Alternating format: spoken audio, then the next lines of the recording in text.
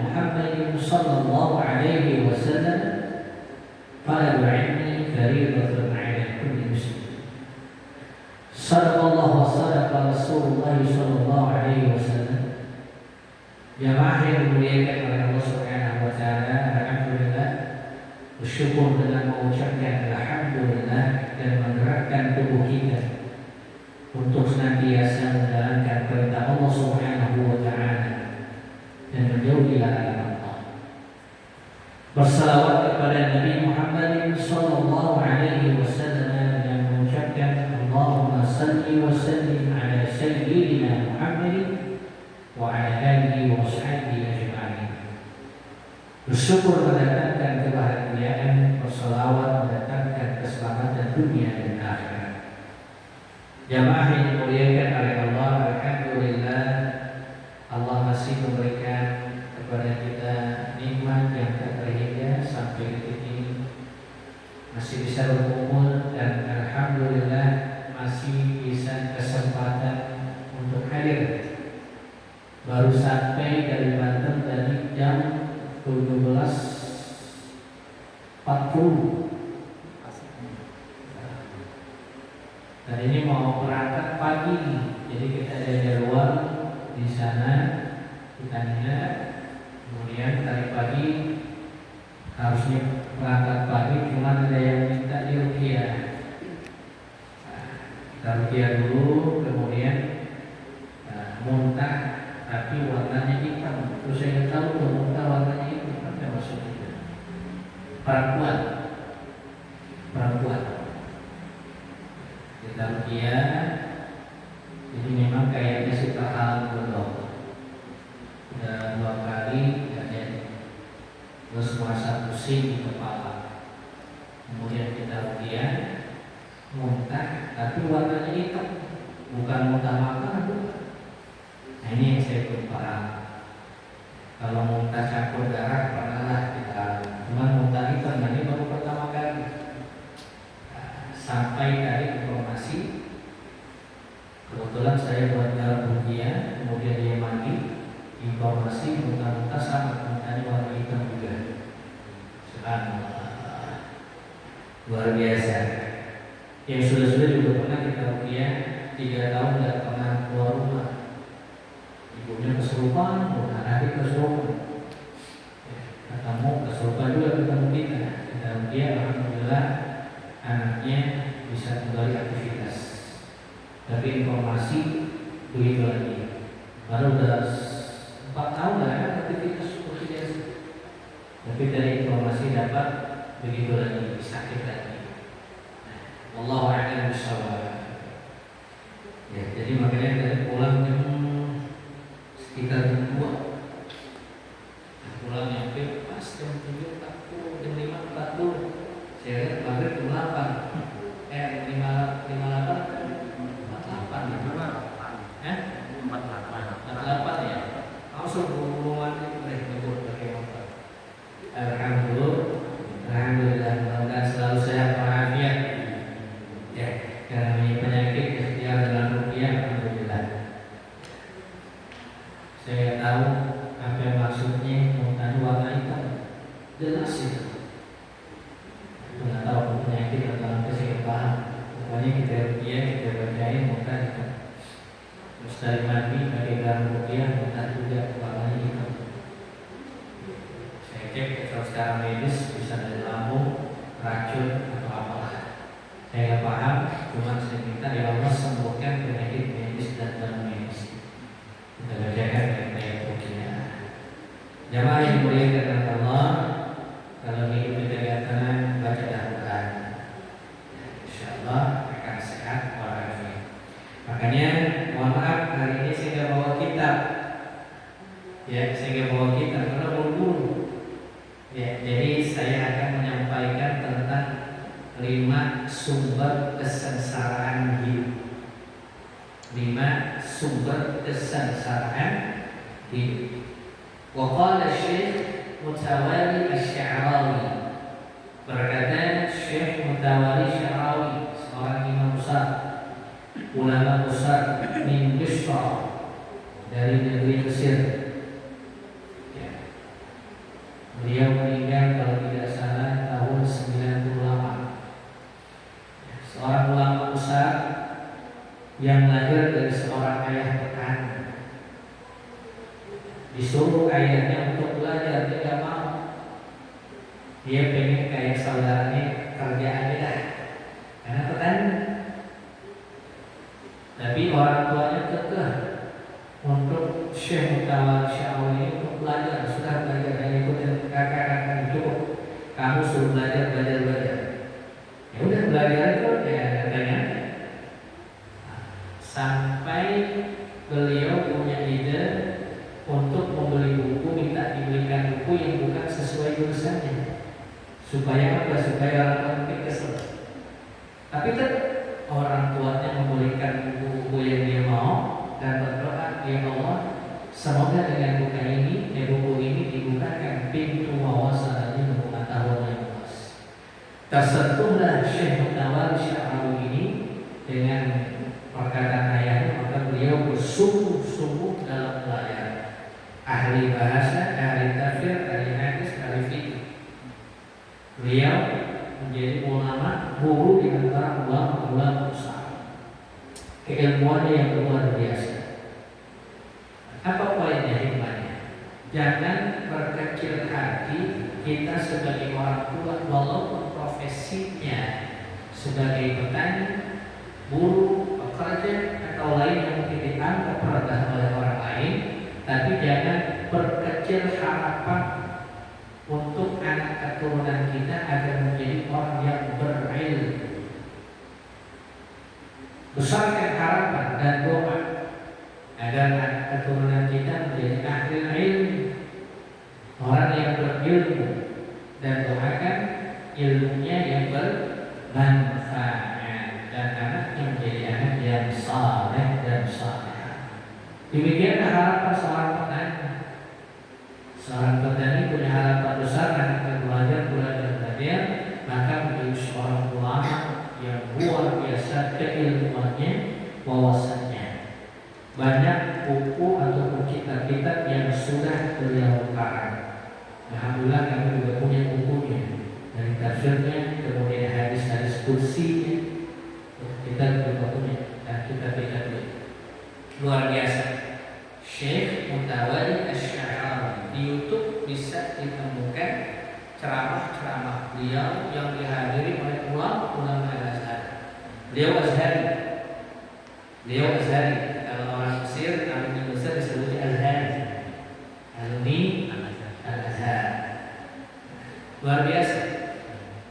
Wa qala Syekh Muntawali Asy-Sya'rawi, beliau berkata, masadirut ta'asati khamsah, sumber-sumber kesengsaraan itu ada 5. Kita pahami, kita ingat, masadirut ta'asati khamsah, sumber-sumber kesengsaraan itu ada 5. Yang pertama, al-bu'du 'anis shalah. Kata beliau, sumber yang pertama dari kesengsaraan itu jauh dari salat. Ini yang pertama. Di urutan pertama, jauh daripada salat. Berarti ada hubungannya dengan siapa? Dengan Allah. Padahal Allah Subhanahu wa taala telah memerintahkan kita aqimus shalah, didikari, tunaikan salat, dirikan salat untuk mengingat. Qad aflahal mu'minun alladzina hum fi shalatihim khashi'un. Allah begitu berfirman, telah beruntung orang-orang yang beriman, yang mereka khusyuk di dalam salatnya. Bahkan tadi maghrib kita mendengar hayya 'alas salah, hayya 'alal falah. Mari kita salat dan menuju kemenangan. Al-falah, kemenangan, keberuntungan. Bahkan Sayyidina Muhammad sallallahu alaihi wasallam pernah bersabda, wa ju'ilat qurratu 'aini fis salat. Telah dijadikan penyejuk hatiku ketika di dalam salat. Bahkan Nabi Ibrahim juga berdoa, Rabbi ja'alni muqimas salat wa min dzurriyyati Rabbana wa taqabbal du'a. Ya Allah, jadikan hamba, keturunan hamba, orang-orang yang termasuk senang mendirikan ibadah salat. Al-bu'du 'anis salat. Justru orang yang jauh dari salat berarti kan jauh dari rahmat Allah, jauh dari zat yang memberikan kedamaian, ketenangan, kenikmatan. Dengan tegas Nabi Muhammad bahwa salat itu bisa menjadi penyejuk hati. Al-bu'du 'anis salat, orang yang jauh dari salat pasti hidupnya sengsara. Dan ini sudah pasti. Jauh dari salat berarti jauh dari yang memerintahkan salat. Yang memerintahkan salat itu adalah zat yang menciptakan kita, yang mengatur alam semesta, yang memberikan rezeki kepada kita. kenikmatan yang banyak yang tak terhingga dan bahkan tidak kita sadari. Dari kenikmatan yang ada dalam tubuh kita, apakah kita sadar di saat kita berkenikmatan? Itu sebuah nikmat. Maka salat itu adalah bentuk rasa syukur kita kepada Allah yang telah memberikan kepada kita limpahan nikmat yang begitu besar, kecil maupun besar, terasa maupun tidak terasa. Jauh dari salat berarti dia jauh dari ketidaktenangan, jauh dari kedamaian. Justru kata Nabi Muhammad, Masya Allah, susunya mantap benar perjalanan jauh dari Banten. Barakallah, jazakumullah, Ustadzidin. Ya berkah dengan ini. Jamaah yang dimuliakan oleh Allah Subhanahu wa taala. Kata Nabi apa? Barang siapa yang menjaga salat dan menghafaz 'alaiha kanat lahu nur. Wa burhan wa najah yaumil qiyamah.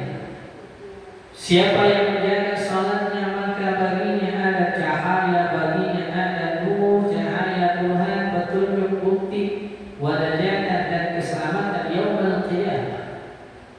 Wa man lam yuhafiz 'alaiha, yang tidak menjaga salatnya, lam yakun lahu nur wa la burhan wa la najah wa yaumil qiyamah ma'a qarun wa fir'aun wa hanan wa ubay bin Khalaf.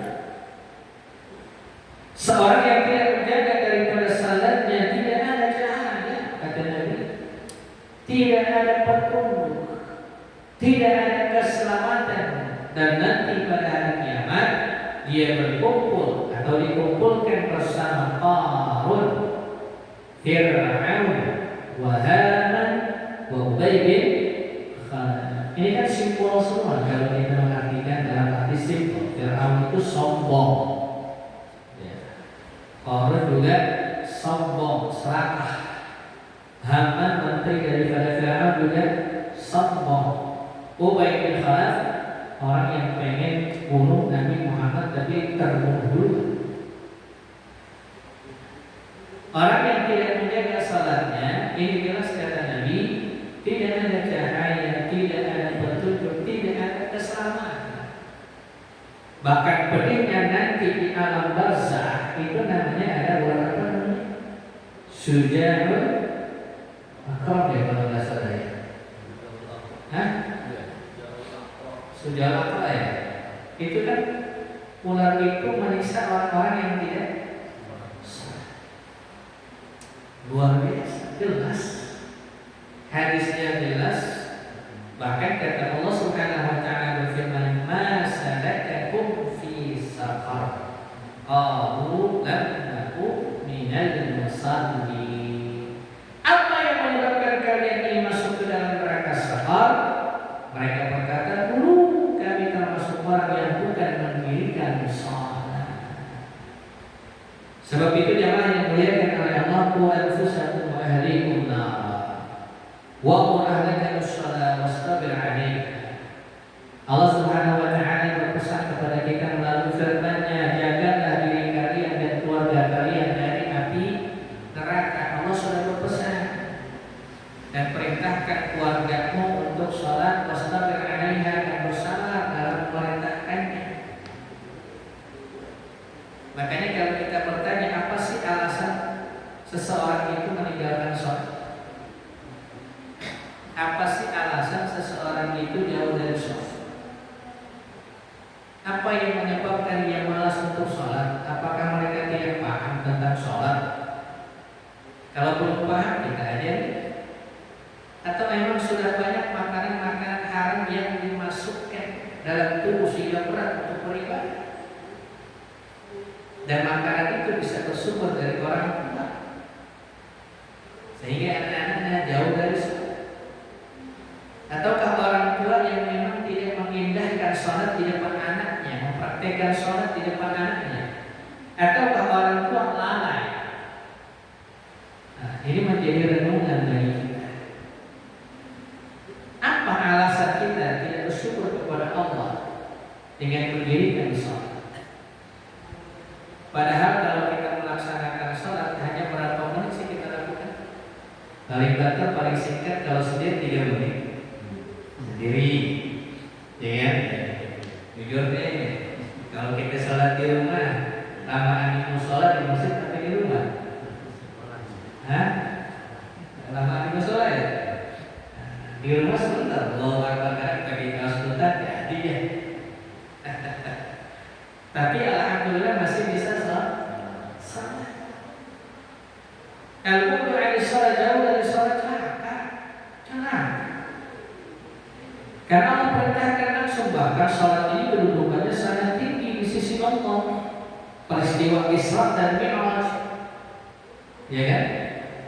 Langsung Allah panggil Nabi Muhammad berjumpa dengan Allah, kemudian diturunkan perintah, diperintahkan oleh Allah. Kalau perintah puasa, zakat dan lain-lainnya itu melalui wahyu. Tapi kalau sholat kan maka ada kedudukan yang sangat tinggi di sisi Allah Subhanahu wa taala tentang sholat ini. Ada hubungan di antara kita dengan Allah. Bahkan kalau kita baca Al-Fatihah itu ada percakapan Allah Subhanahu wa taala.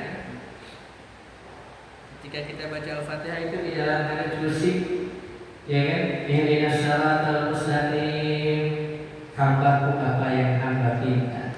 Kan gitu. Iyyaka na'budu wa iyyaka nasta'in. Itu ada percakapan jawaban dari Allah. Maka sholat itu menjadi penyembuh hati seharusnya, ya kan? Karena Nabi jelas bahwa ayat qurratu aini fis shalah. Ketika kita memeratkan hubungan kita dalam sholat, berarti kita menguratkan hubungan kita dengan Allah. Kalau erat hubungan kita dengan Allah, kira-kira Allah bakal tinggalin kita di dunia? Allah bakal sia-siain kita? Allah bakal kecewain kita? Tidak. Justru dengan sholat itu hikmahnya luar biasa. Badan jadi sehat, pikiran jadi tenang, hati juga jadi damai, diselimuti dengan rahmat Allah Subhanahu wa taala. Walaupun sholatnya kayak khusyuk.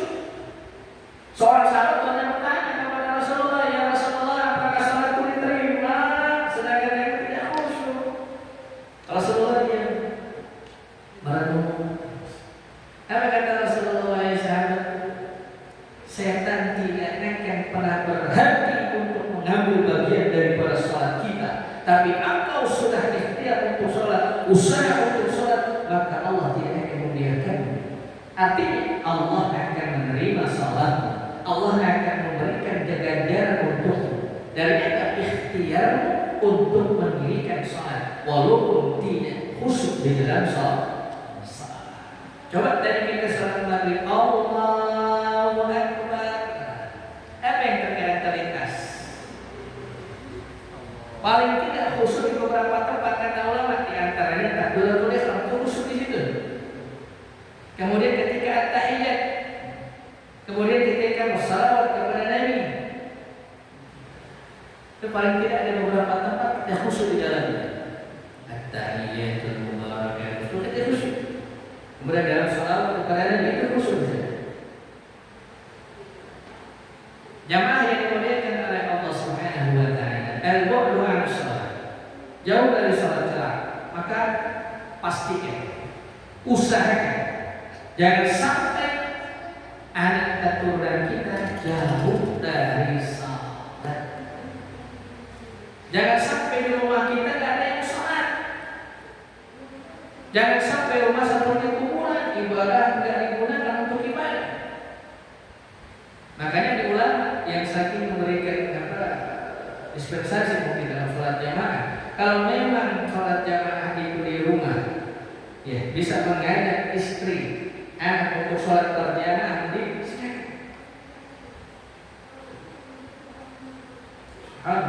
saking supaya jangan sampai ke rumah, ya, tidak ada yang mendirikan sholat. Ustaz, anak saya sudah diulangi berkali-kali. Ini kan kata Allah, wastabir 'alaiha. Emang berusaha marah, berusaha Ingat kayak dulu kita masih kecil ada orang tua kita disuruh sholat, langsung iya, sampai tanpa main dulu. Ingat ya? Nah begitulah dulu kita dulu gitu. Makanya ingat dan dulu saya kalau subuh tuh kemarin dulu pintu kemarin pas kita buka jam 3 malam. Terkadang cerewet ibu itu luar biasa. Mungkin saya itu termasuk orang yang cerewet, tapi dalam hal ibadah, sholat luar biasa. Kalau ayah cuma prototipe udah serem. Kalau ayah, nah jamaah yang dimuliakan oleh Allah, pastikan dan usahakan doa terus. Rabbi ij'alni muqimas shalah wa min dzurriyyati rabbana wa taqabbal du'a. Jangan sampai anak kita jauh dari sholat. Apalagi sepeninggalan kita meninggal dunia, keturunan kita tidak ada yang sholat, rugi. Amalan-amalan saleh yang dilakukan oleh keturunan kita itu akan sampai kepada orang tua. Kebahagiaannya, kenikmatannya, rahmatnya, ampunannya akan sampai kepada orang tuanya. Nah, jamaah yang dimuliakan oleh Allah, Ustaz bagaimana? Ini anak saya susah mengatur usaha kira wastadra'aniha. Ini kurang sabar. Kurang sabar. Mungkin dengan cara strategi kita cari strategi apa yang bisa ampuh. Kita sholat tempat anak kita, mungkin salah satu. Anak kita lagi tidur sholat di kamarnya, kemudian kita sholat di situ. Salah satunya cara. Atau minta air doa, ya minta doa, Ustaz minta doa anak saya biar otaknya encer, hatinya lembut, biar rajin sholatnya. Bisa seperti itu. Dan juga perbaiki makanan atau nafkah yang kita kasih kepada keluarga kita.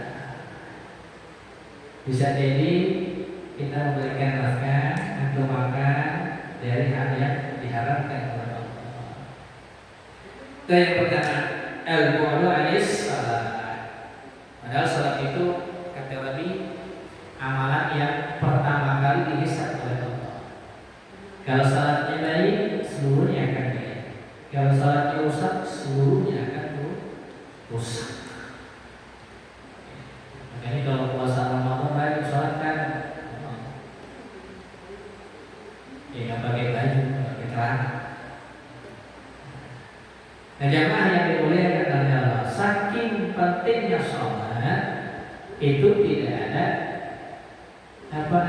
keringanan kecuali kalau nggak bisa duduk, nggak bisa duduk berbaring, ya kan? Akal masih sehat, lumpuh, tapi akal masih sehat, pakai isyarat. Kalau puasa pasti ada keringanannya, musafir ada keringanannya, gitu kan? Yang sakit, yang parah ada keringanan untuk tidak puasa, tapi sholat keringanannya cuma begitu. Nggak ada keringanan untuk meninggalkan sholat, nggak ada. Kecuali kalau akal mati, gila. Terus saking wajibnya sholat. Maka sholat itu bukan hanya sekedar kewajiban, tapi kebutuhan. Alhamdulillah Ustaz saya masih bisa sholat subuh sampai zuhur. Alhamdulillah sudah sholat. Ustaz saya baru bisa sholat asar doang. Alhamdulillah dah sholat dulu nggak apa-apa yang penting bisa sholat. Entar juga lagi. Alhamdulillah ya Allah, anak kita ini karunia pernah sholat jadi surga. Alhamdulillah. Ini pengalaman saya ketika meruqyah seseorang dulu ketika belum nikah itu rajin sholat. Tapi ketika nikah susah sholat. Ternyata ada domplengnya. Kalau bahasa khodam, namanya macan. Kemudian diskusi dengan dia tahu tentang hukum sholat juga, tahu ancaman sholat dia tahu. Sholat itu begini-begini kalau mau sholat kita. Tapi ada sesuatu yang hilang dalam diri. Itu yang saya cari. Gimana sih Ustaz? Kata dia perumpamaannya ada jam, tapi salah satu gearnya hilang. Kira-kira jalan nggak? Bisa. Lalu saya baca kayak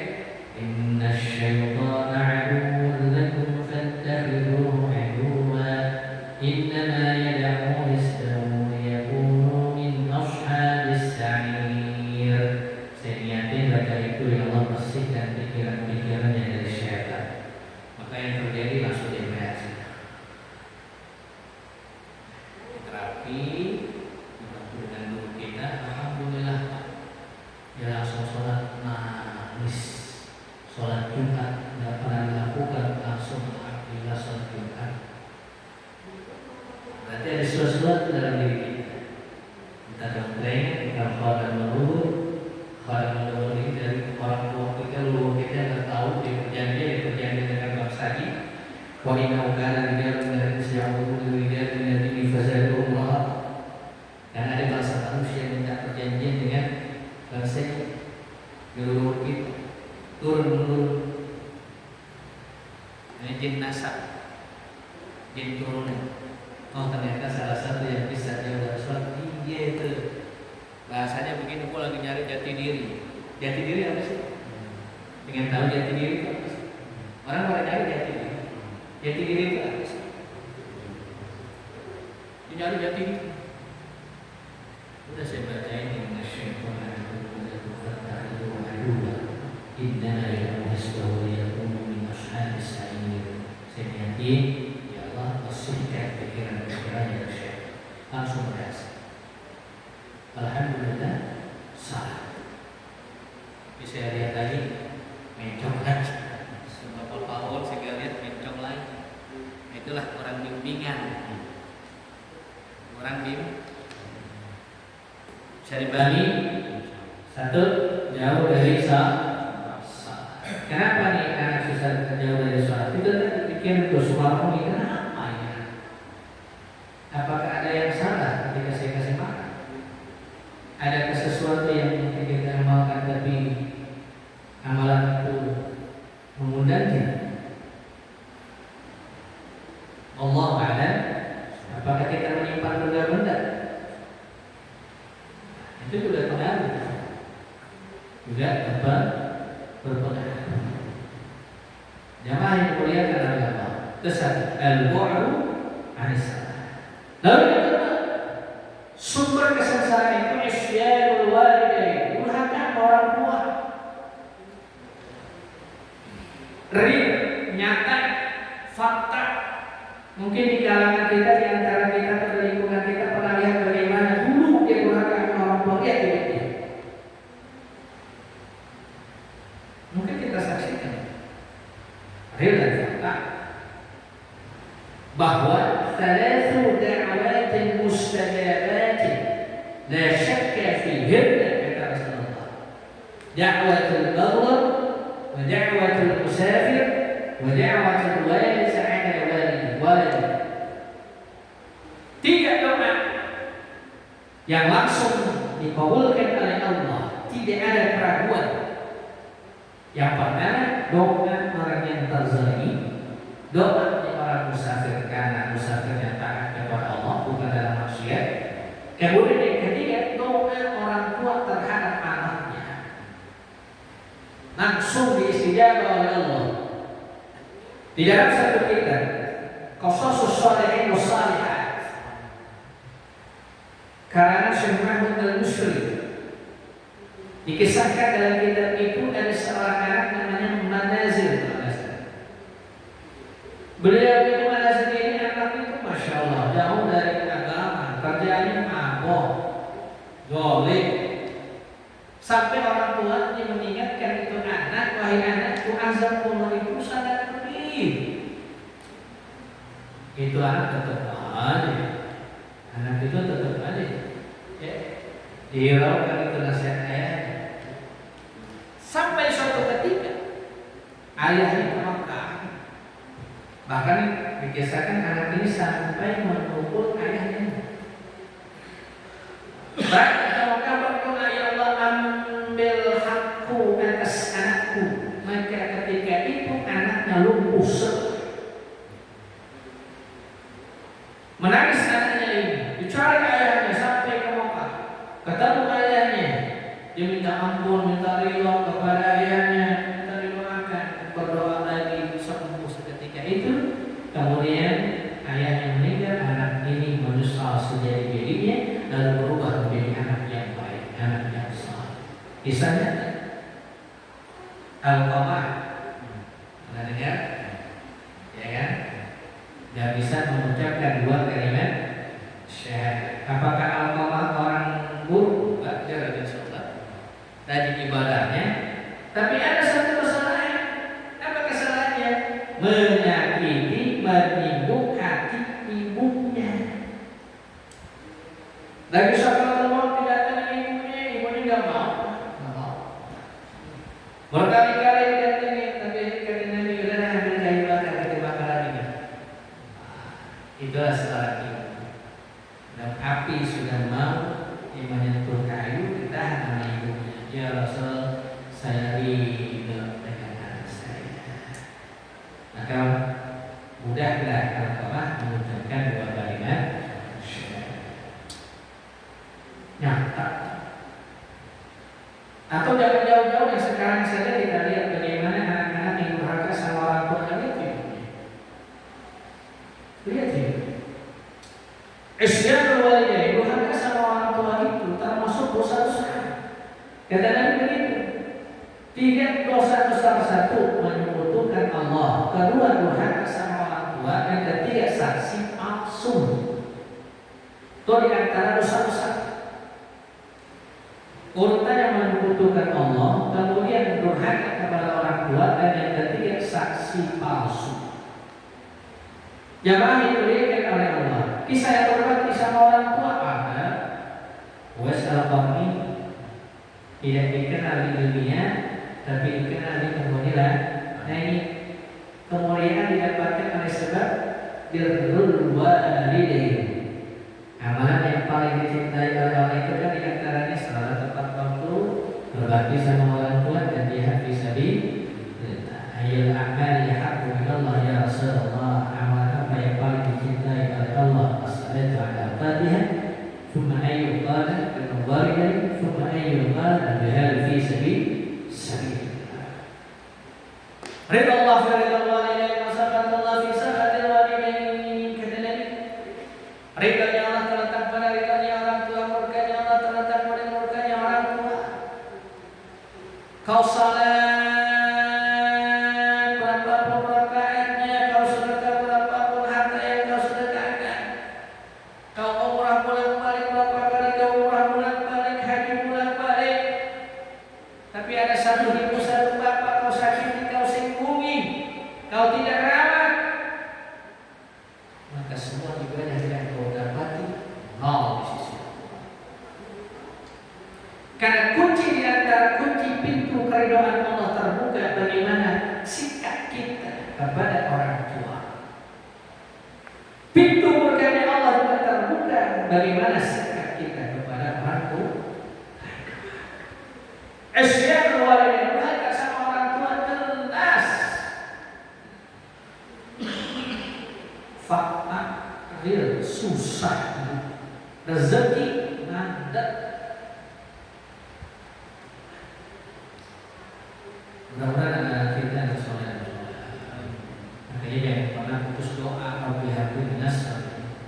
Ya Allah, mudahkan kepada anak yang saleh, yang berilmu, yang tahan, yang berkah. Jamaah yang dimuliakan oleh Allah Subhanahu wa taala. Menjadi peringatan juga kita sebagai orang tua untuk menjadi orang tua yang soleh.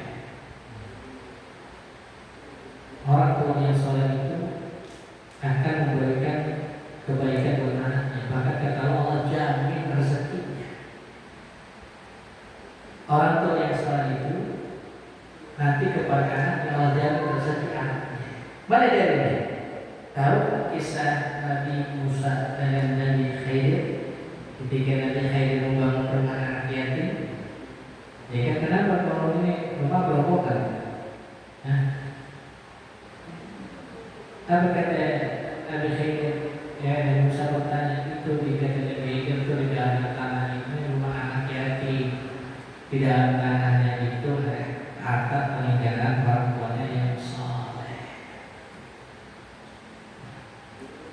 Jadi orang tua yang soleh itu Allah jadi hartanya, rezekinya bukan. Maka kesolehan orang tua harus dibentuk juga. Kesolehan yang kita sebagai orang tua harus dibentuk. Mungkin kita sering mendengar anak durhaka sama orang tua, tapi pernah nggak? Ya, kita dengar orang tua durhaka sama anak. Orang tua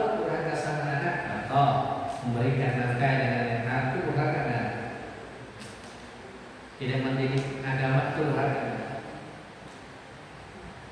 Ini kan nanti dikisahkan dalam hadis, ya Allah, memang orang tua saya rajin ibadahnya, tapi saya nggak pernah dibimbing untuk sholat. Makanya saleh kayak gitu.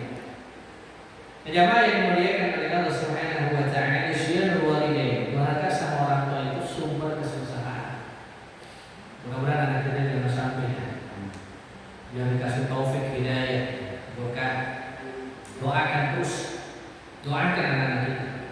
Ya Allah, jaga anak hamba, solehkan anak hamba, berikan kemudahan dalam menuntut ilmu ya Allah, berkahi rezekinya, berkahi ilmunya, ya Allah berikan hartanya yang banyak berlimpah. Jangan sampai anak-anak kita sepeninggalan kita tuh begini, meminta-minta. Makanya dalam hadis Nabi, jangan tinggalkan anak-anak kita dalam keadaan meminta-minta yang terkefafun, meminta-minta.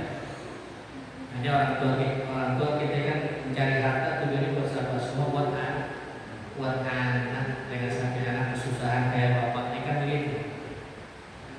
Dan itu juga dipesan ketika ada sahabat mau dikatakan harta semuanya, kata Rasul, jangan kesusahan keluarga sebagiannya. Artinya orang tua juga harus nanti memperhatikan anak tua. Ya, jemaah yang dimuliakan oleh Allah, 53 bisa berarti.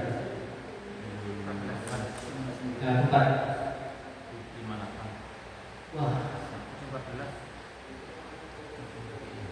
Yang ketiga Al-Quran. Sumber kesengsaraan yang ketiga adalah jauh dari Al-Quran. Jauh dari Al-Quran itu satu, bisa merusak fisik. Jauh dari Al-Quran bisa merusak moral. Jauh dari Al-Quran juga bisa menghancurkan ekonomi, artinya keuangan. Jauh dari Al-Quran nanti dibangkitkan oleh Allah dalam keadaan buta. Kehidupan yang jadi sempit. Wa man a'rada 'an dzikri fa inna lahu ma'isyatan dhanka wa nahsyuru yawmal qiyamati a'ma. Qala lima hashartani a'ma. Qala kadzalika atatka ayatuna fanasitaha wa kadzalika al-yawma tunsa. Siapa yang berpaling dari peringatanku, maka arah yang diberi bermain Al-Quran, maka dia kehidupan dalam ma'isyatan dhanka, maka baginya ma'isyatan dhanka, kehidupan yang sempit. Dan nanti dibangkitkan oleh Allah dalam keadaan buta. Mereka berkata, "Masyarakat apa? Ya Allah, kenapa kau bangkitkan kami, kumpulkan kami dalam keadaan buta? Dulu kami turunkan kepada engkau tanda-tanda kami, ayat-ayat kami, kau lupakan, kau abaikan." Maka wakilnya dikariu manusia. Maka pada hari ini pun kami lupa, kami abaikan. Wa qala Rasul, "Inna qaumi ittakhadhu hadzal Qur'an mahjura." Manusia itu memang perlu kesah. Bahkan dalam Al-Quran dikatakan, wa qala Rasul, kata Rasul, "Inna qaumi ittakhadhu hadzal Qur'an mahjura." Kaum ini menjadikan Al-Quran sesuatu yang diabaikan. Kenapa jauh dari Al-Quran bisa merusak moral? Bagaimana tidak? Al-Quran memberikan petunjuk yang jelas bagaimana membentuk sifat dan karakter terbaik untuk umatnya. Dilarang untuk membunuh, dilarang berzina, dilarang berbuat zalim, untuk menjadi orang yang maaf, untuk menjadi orang yang sabar, menjadi orang yang ikhlas, dibimbing oleh Al-Quran. Tapi seseorang yang jauh dari Al-Quran, maka bisa merusak moral. Jamaah yang dimuliakan oleh Allah, wa nazzala minal Qur'ani ma huwa shifaa'un wa rahmatun lil mu'minin. Ya ayyuhan nas qad ja'atkum maw'izatun min rabbikum wa shifaa'un lima fi sudur wa hudan wa rahmatun lil mu'minin. Inna hadzal Qur'ana yahdi lillati hiya aqwam wa yubashshirul mu'minina alladziina ya'maluna as-salihati anna lahum ajran kabira. Bagaimana Al-Quran itu adalah satu kitab yang betul-betul membimbing manusia untuk hidup dalam kebahagiaan. Jauh dari Al-Quran, sengsara hidupnya. Tiga, cepat. 4 menit lagi. Musahikatul bila saisu. Sumber kesengsaraan yang keempat itu duduk bergaul dengan orang yang berperilaku buruk. Sering kita kumpul dengan orang semacam itu, maka itu akan merusak satu mental, sifat, karakter, pola pikir, mindset, rusak. Makanya perumpamaan Nabi apa ya? Bergaul dengan tukang minyak wangi, kamu belinya, kalau tidak kamu mendapatkan wanginya. Bergaul dengan orang yang pandai besi, kau terbakar atau kena asapnya. Itu kan perumpamaan. Ketika kita bergaul dengan perilaku orang yang perilaku buruk, dalam apa dikatakan? Astagfirullahaladzim. Yang ayatnya begini, fulanan astagfirullahaladzim. Ya wailat ya laitani ya wailata. Aduhai celaka sekiranya dulu kami tidak menjadikan dia teman dekatku. Fulanan khalilah. Ada ke ayat itu? Fulanan khalilah. Kenapa? Laqad adallani 'anil dzikri.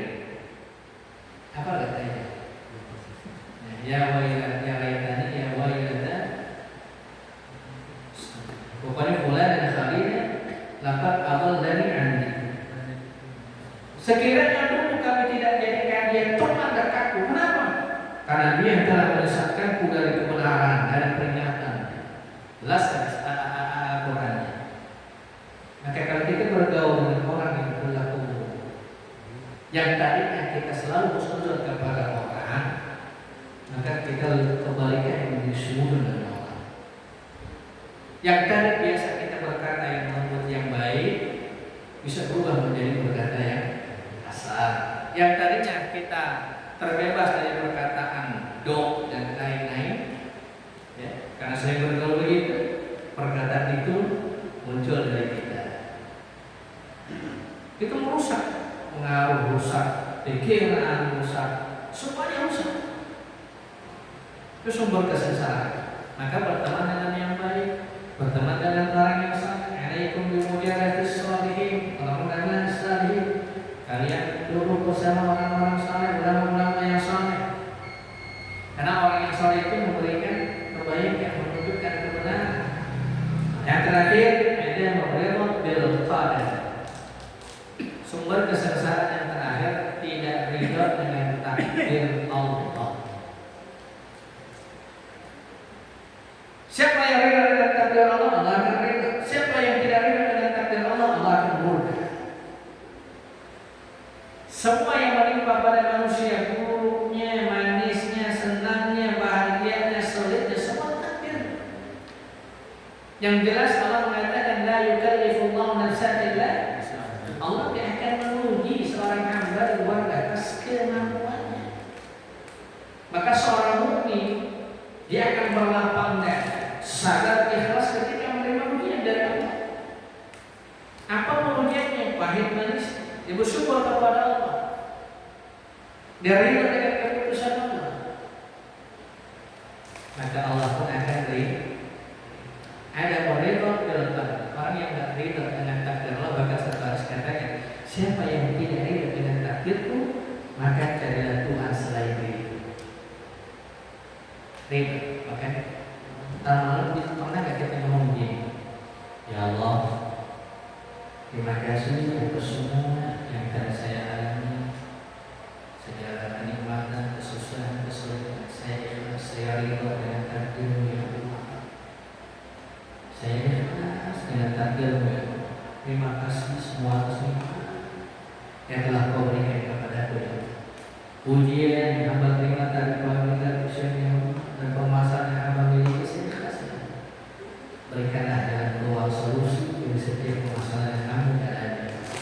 Dan hamba yakin bahwa setiap takdir yang Kau tentukan kepada kami itu membawa kebaikan. Pasti ada kebaikan yang Kau simpan untuk kami. Karena ada kebaikan. Mau tidur